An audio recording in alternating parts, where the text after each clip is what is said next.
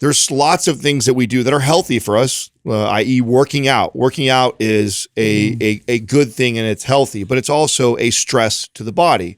Not sleeping very well, that's a stress body. Jumping into a cold plunge, that's a stress to the body. Getting in a 120-degree sauna, that's a stress to the body. Fighting with your wife, that's a stress to the, like, all these things are contribute to the overall inflammation. And so recognizing when, you know, maybe my home life has been a little more stressful than usual, and I've also been taking a lot at work. Well, that's probably not a good idea to be doing hardcore hot cold therapy and training like for an hour and a half inside the gym. Like, that's learning how to assess your entire stress bucket of stuff and recognize when you are overreaching in maybe multiple of these categories.